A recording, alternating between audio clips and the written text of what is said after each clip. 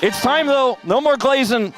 Well, 1,000th win be a W? Let's find out, Valdez. There's always more time for that, Wolf. You know, 1,000th game here for Faker, and technically the first game for Smash in the LCK regular season.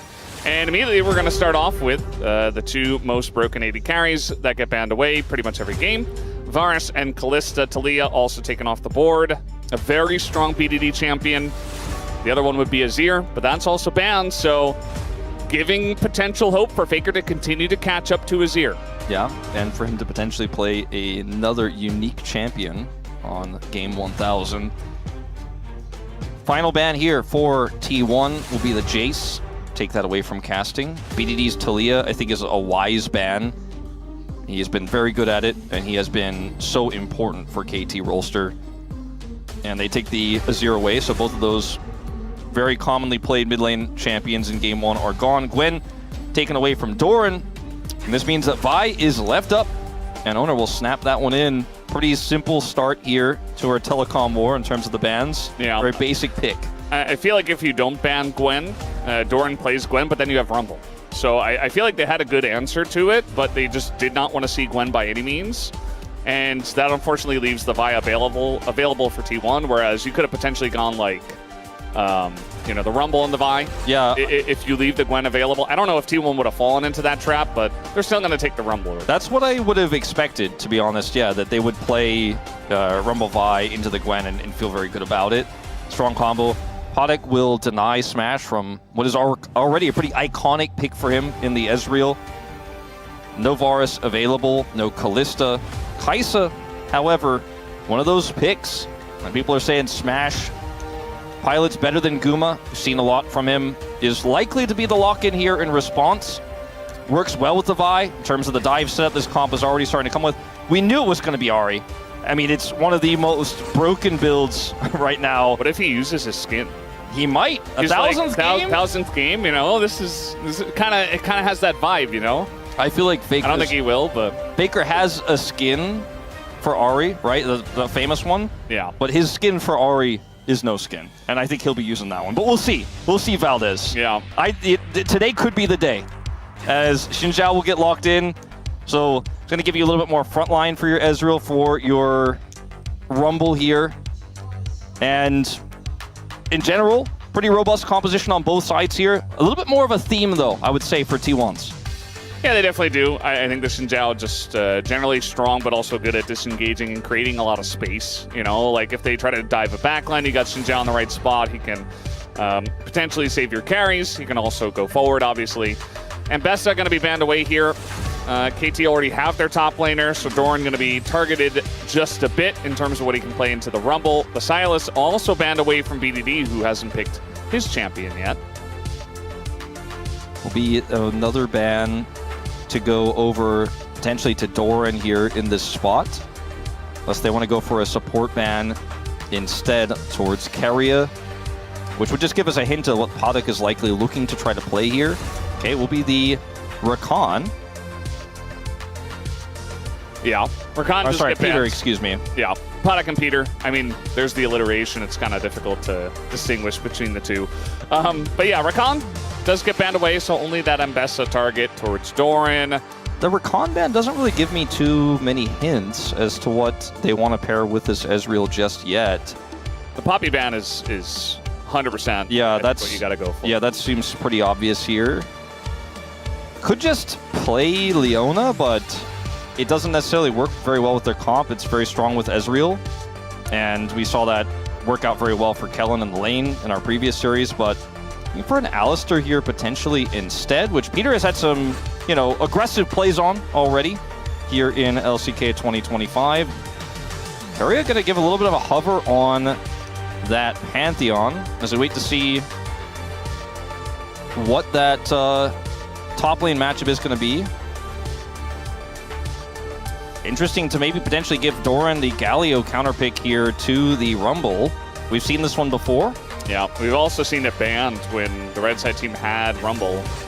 High Life Esports did that just yesterday against DNF. The Nico is something that Keria has a lot of experience playing in the past. and gives you a ton of engage opportunities. Works extremely well with the Galio too, but it looks like he's going back to that Pantheon. It's great in lane as well against the Alistar, but it's not quite Callista with the Nico, so thinking about some more Gragas. straightforward engage. This is leaving the Galio support opportunity there as well, potentially. Quite rare to see, but so is the Gragas these days in the support position. Could happen, you know. As Corki will be, it looks like, what BDD wants to lock here in the mid lane to face off against this Ahri. Can be a very volatile matchup, as we mentioned in the previous series. We did see it. BDD confident he can get it done against one of Faker's best and one of the strongest mid lane champions right now in the meta with the build that she has, her synergy with Vi, which is so rarely given over. You know, we saw Viego last series as well. You know, you have a few different champions you can play Ahri with, but the Vi is the simplest one. Will be that Gragas support as expected. Galio being the counter pick for the Rumble. In terms of setup for equalizers, it's pretty tricky here, but when you consider T1 are going to be following up on dive, you can kind of use the equalizer either defensively or on those targets who are trying to dive through it to actually damage them quite heavily. But I do think that T1 have a more meta, simpler to execute, extremely S tier in terms of champions locked in draft, with the exception of the Gragas. I do feel like Galio is one of those rare but extremely strong counter picks for the Rumble as well. Yeah, absolutely. I think T1 for sure won this draft. I think KT were doing a little bit of scrambling where they're like, oh, wait, they banned Talia. Oh, they also banned Poppy. They have a amazing dive comp. What are we going to play? And they got the Xin Zhao and the Alistar, which are good choices, but and the Ezreal as well. To give them credit, I think there are some picks on the side of KT that can deal with this, but you called it early on. I think it's just a more comprehensive, straightforward draft from T1. It has a identity. You know what it's going to do. It's going to dive that back line. We'll see just how well they can do it as we're getting ready for the first game of the Telecom War right now. 소환사의 협곡에 오신 것을 환영합니다.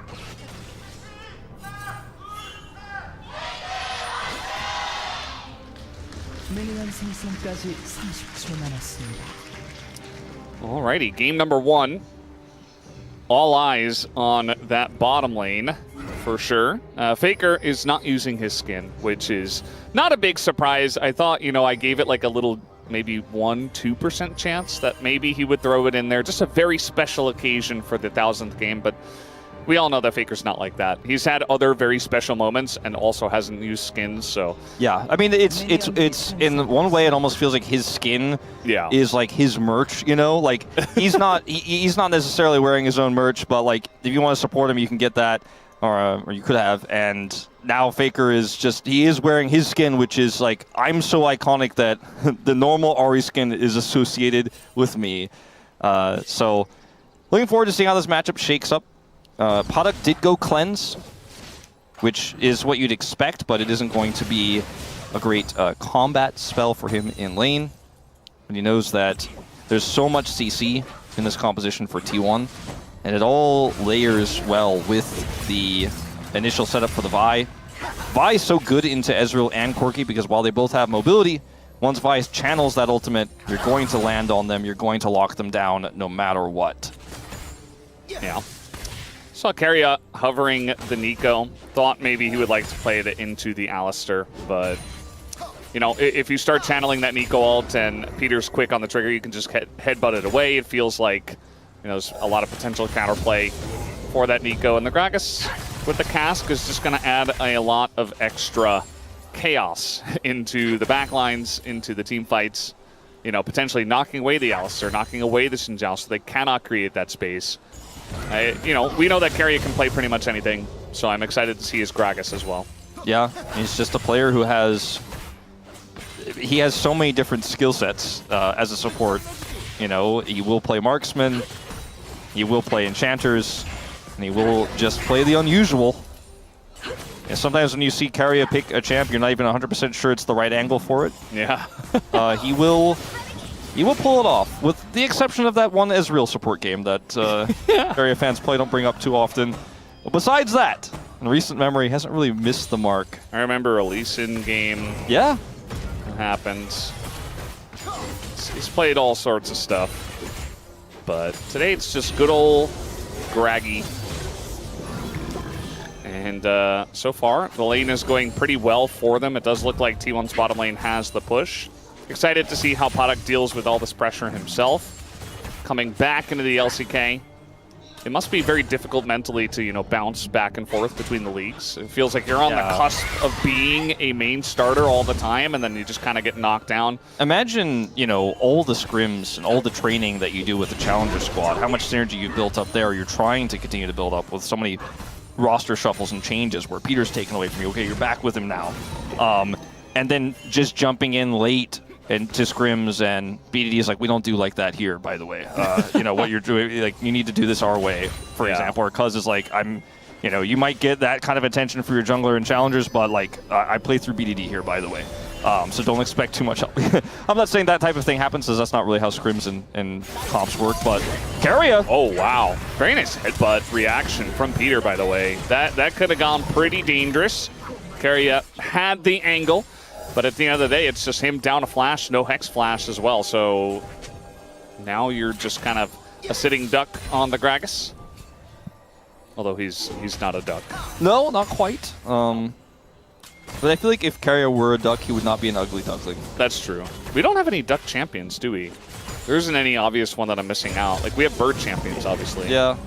We have a pod duck. That's true. He's playing against Padak. Maybe that's where sitting duck came to your mind. Yeah, maybe that's why. Subconsciously.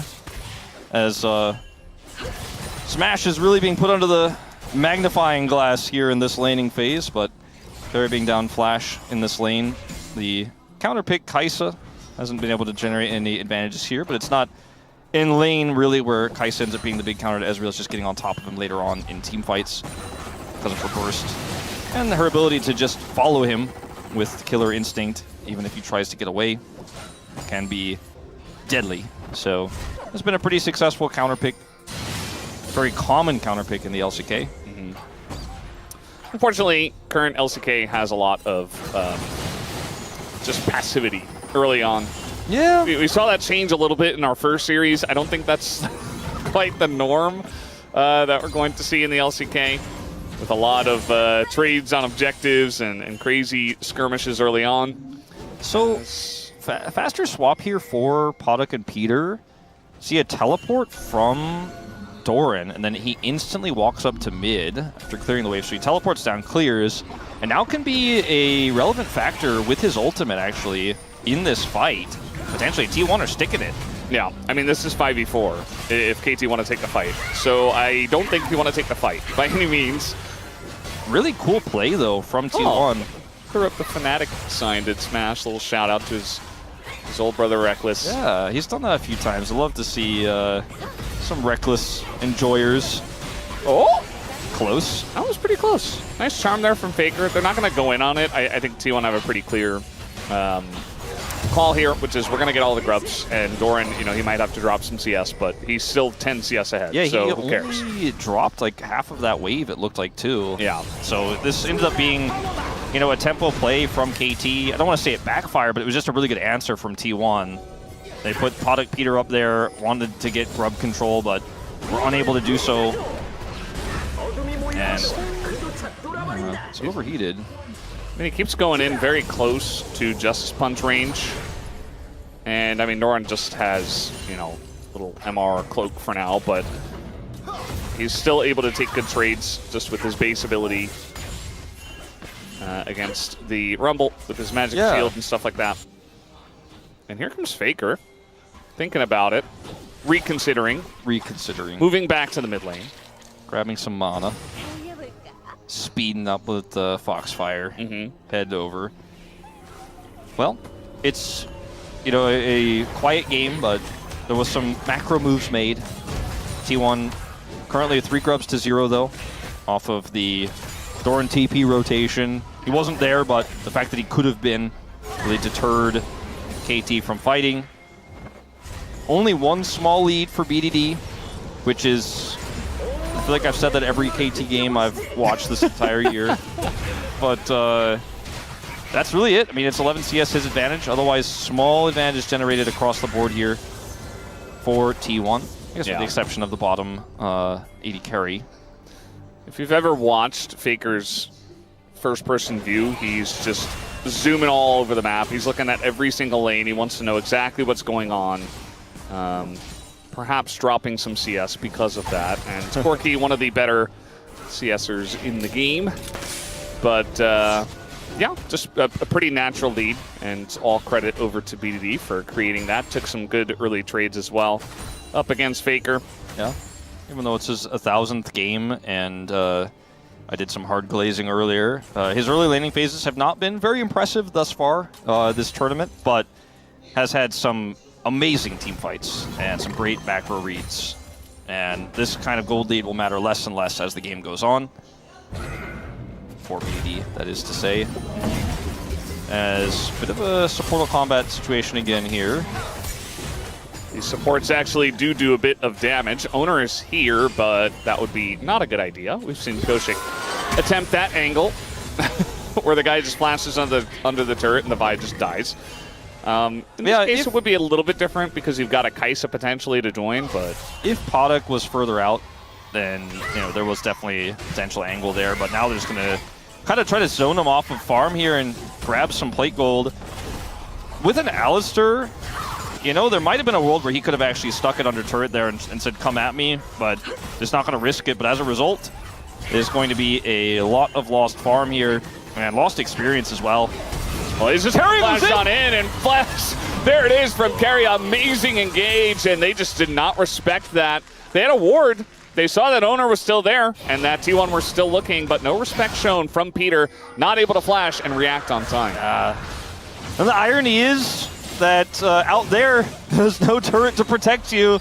Didn't stay under the turret to farm, and now Oner over here with ult. There's no charm, but they might just have enough damage. Yes, they absolutely do. Oner didn't have to use his ult top, so he just comes to mid, takes down BDD. Now the lead here in the bottom lane has ballooned quite substantially with all that lost farm, with a kill going over to Smash as well. 800 gold up. And here you're away from the farm, right? But you're too far away from the turret, trying to sweep these wards out. Was he like one ward away from level 6 or something? Because I feel like that would be the only excuse I can give to Peter. I think that might have been the case. I'm not actually 100% sure, but we'll get a... No, he won't. No, I don't think so. Oh, Smash is just ganking bot. Casting is 100% dead. Like 1,000% dead, maybe. Really, the question is who's going to get the kill, and it will be Smash eventually here as he gets it.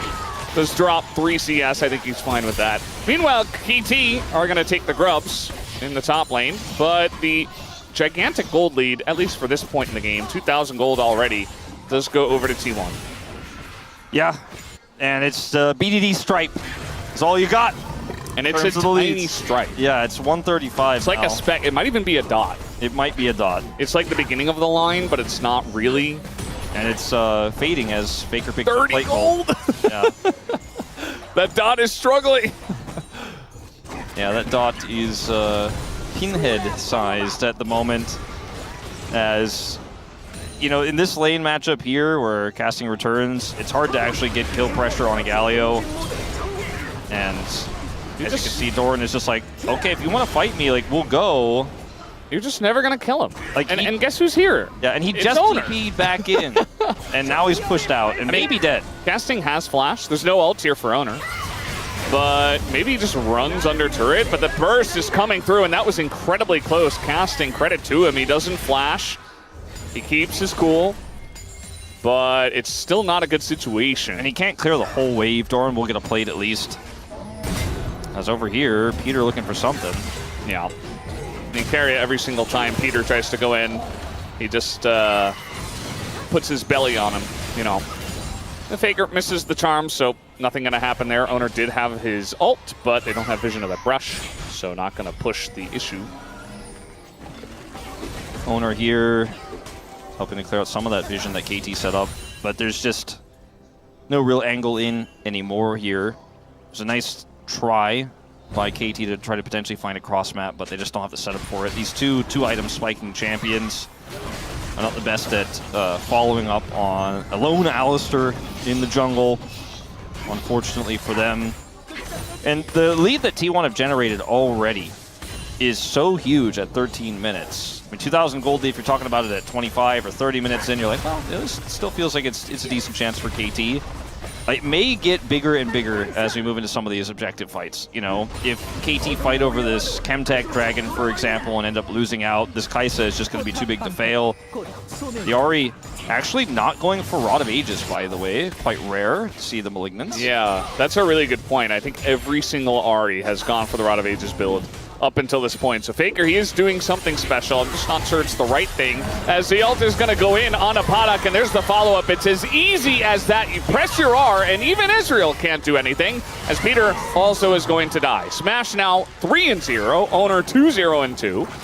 And that's the kind of counter to Ezreal moment that I was talking about earlier, where you killer instinct and there's just no getting away. It's not about, like, you know, the Kai'Sa versus Ezreal level 3 in the 2v2. It's about moments like this that Smash creates with some help from his friends. And this should be the turret going over here. They already have Feats of Warfare, so this will be Feats of Strength as it falls. T1 feel like they couldn't be more ahead. And the only thing they're missing is that one dragon. And the 3 grubs, don't forget. Oh, true. That's KT got the consolation 3 grubs as their team was dying. Don't forget that one. You're right. Sorry, my bad. Out here glazing good. Caught me glazing. Can't help it. You didn't get nothing. Smash goes in first. Oner is here. And that's what I was talking about with, you know, the Corki and the Ezreal, is that Vi doesn't care about your mobility. She just follows you. Faker may... He's got Flash and one more Spirit Rush, and he also has Charm. He's going to try to hold on to the Flash. It's going to bite him in the butt as Peter does follow Flash, and he just dies. Meanwhile, T1 up in the top lane are just bullying casting once again. They're doing a great job of making the rookie's life really difficult. This guy is not getting out alive once again. It'll be 0-2. Meanwhile, they're taking the mid turret. You know, I don't think that Faker really did that on purpose, but he's still able to have his team get a lot of wins elsewhere on the map. It's just it's a Faker trait, right? If Faker dies somewhere, T1 usually gets something on the other side, in most cases, especially when you're 3,000 gold ahead. You know, it's a lot easier to make that thing happen on the other side. And the game state that we have right now, Faker is caught, sure, but Doran gets the whole turret, delays, or rather deletes some minions by delaying the take on the turret as he does so. And they have mid-prio because it's Kai'Sa into Ezreal, so they really just have control everywhere. It's a 2,000 gold lead for Smash, and Keria's lurking, and he leaves. Yeah, he's lurking. I think Cuz spotted him with the scanner, or just with his face. Trying to engage now onto Keria. He does have his flash. He's just going to body slam over the wall instead. And the ever-looming threat of Smash's incredibly fed Kai'Sa. Even in a 3v4 situation, I think T1 would have a decent chance at this point in time. Really feel, you know, how scared KT are to even chase down that Gragas, because they know that there is going to be a follow-up. Well, yeah, they were scared to chase the Gragas, but they're not scared to try to force this Rift Herald. Faker having TP. Yeah, I think this is a mistake. The Ezreal is just so incredibly dead. There's just no play in the game for Paddock. He showed up to the LCK. He's like, I'm ready to play. And T1 said no. Because Peter's going to die too. BDD is teleporting away from the fight. So he's also losing his teleport to save his life. And yeah, I mean, they got the Rift Herald, I guess. So that's it. True. Casting's got it. Sends inventory. My favorite part of this is watch Smash, where like he's like, oh, I miscalculated. I thought I could kill him without ult. He's like, oh, I guess ult. He's like, oh, fine. Yeah. I mean, at least they do pick up the eye as well, because they're on the cusp of not even being able to get that. So there's, like you said, there's that one consolation prize. They got the consolation grubs. They got the consolation herald. Look at the health of the turrets in mid and top lane, though. Best case scenario, that herald might be used for some tempo on an upcoming dragon, but I just don't see any world where it's going to be threatening an actual turret. And unfortunately, the fact that the top laner holds it means that it's in kind of an awkward spot because he's going to be in sides. Won't be able to drop it mid like you would normally want to without physically going there. So that's just an unfortunate circumstance here that KT find themselves in with that really nice team fight there. But like you were saying, the question really is, before your 2-item spikes on your 2-item spiking champions that you have 2 of with the exact same items, with T1 having a lot of prio there, why force? Yeah, they did not have any business playing around that Rift Herald, I'll tell you that. Keria down a flash, down a body slam. Faker here to help out as well. I think Keria probably would have gotten out anyway, but, you know, he's a supportive older brother. Gonna land the charm this time. And, I mean, we knew that T1 were favored coming into this one, but man, I said it earlier on, they're really catching KT at a bad time. Like, KT are changing up their roster in many different ways. Peter came in at the beginning, Casting came in halfway, so did Product now. And T1, they're part of our top 4 at the very worst. But you said it, like, probably top 2. And our top of the LCK is incredibly strong, world-class. Really? Probably one of those teams will win Worlds. They are the favorites right now. We don't know which one it'll be. Maybe they'll be the one that sneaks through the qualifier again, as seems to be the that's the new trend. The new trend of the LCK. But one of them probably will. And T1's in that class. KT right now are not. So it is quite one-sided as in goes Oner. He's got the Galio follow-up. It's not the cleanest together engage, but the taunt is going to land here on the Rumble. Casting just dies again. And the follow-up is there. They're not going to overcommit into the jungle, but they're certainly going to make their presence made after getting that kill. Nice little cast into the wall, going to force Peter into a rough spot. And now with the charm follow-up, nicely done by Faker. That means that is another kill on the board. Anytime 2021 to 2024, T1 be doing Baron on spawn here. But now it's 2025. It doesn't spawn at 20 minutes anymore, so they won't be doing that. But you know, product run. 7,000 gold the advantage right now at 20 minutes. Faker has to flash. Oh, well, it's actually KT who are getting the better of this trade. Nicely done. A smash goes in, still going to get the kill on a Cuz. Cleanly done from the young AD Carry. And, you know, we talked about it in Kespa Cup a lot of Smash's hyper-aggressive spotting, blood in the water, these killer instinct moments. I mean, you know, I'm not intentionally trying to say it because he's playing Kai'Sa, but like, he has that killer instinct, right? He sees these moments, he sees these angles, and that's something that I think is quite unique to him.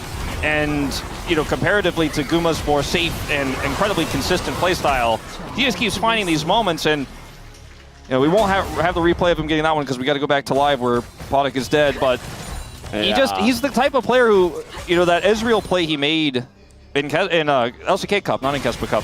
Yeah, when you said Kespa Cup, I'm like, I don't think he played in Kespa. No, he did not. But that kind of play, we've seen him do so many times. He just is so good at finding these angles and just taking people's heads off. I mean, he's massively fed in this game, so it's not as impressive as some of the stuff we've seen from him, but I just got to shout it out because he finds his EDD is dying a slow and painful death. I mean, he might get Faker here. Nicely done. Gonna take him down. Faker wanted the kill. He gets punished for it. So he's not too happy about that. But it's the Faker death into Otacon, you know? I mean, technically KT are 4v3 here, but they're not on the objective. And certainly now T1 will take the fight 3v4 as they have the Otacon buff. The incredible amount of damage that Oner is doing in the backline. That's before Smash even shows up. Product doing his best, but his best is certainly not enough. Not at this point in the game. Triple kill for Smash, who is now 9-0. And there's still more game to play. There certainly is. Smash, he is a very good Kai'Sa player. And he is showing everyone why. Oh boy. And he gets the kill here, that's 10. I think Keria wanted that kill. I think Smash stole that one away. It did seem like a nice play from Keria. Bit of a steal. No. This is how Product died earlier. I mean... You analyze this one, Wolf. Well, Oner didn't have ult, but he didn't care that it was missing. And he had a lot of friends and does a lot of damage. This year, look at the minimap. Doran is like, Faker is up there fighting people. Otacon, by the way. Look at where the rest of KT is. They're in their base. They're lucky to have Hextech gates to get to Otacon as soon as possible. Yeah. Like, I don't even want to analyze this play here. Whatever, BDD, good move there, but the big prize that they get is this huge objective on the other side of the map, which gives them then the withdraws that they can then use to push their advantage further. As this Rumble equalizer is what I was talking about, how you could use it kind of defensively, but it's just not enough. T1 are too big to fail, and especially Smash, man. I mean, yeah, I was like, are we really gonna do it to him again? We had the Zekali 15 kill game the other day.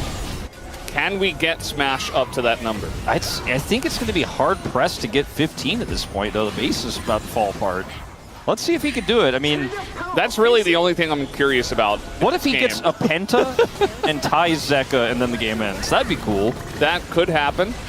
It's unlikely, but I mean, I won't count him out. It would require KT to fight them. I think that's the last thing they want to do, but they're going to be forced to as this kill does go to Smash. Okay, there you go. There's the one. We'll see how many more he can get as Peter goes into his ult. Keria is tanky enough, just barely, with the Galio. Nice charm here from Faker. Can we get two? Comes in from Flash, or from Smash, rather. Oh no, Oner stole one away. But it's all right. The Penta is denied, and Smash will get up to 13. And Peter says, well, do I go in or do I just go to the base? He's going to try his best because he's Peter. It's another kill over to Smash. 14 in his first game back. That's 23-3. T1 will absolutely just destroy KT. It was not close.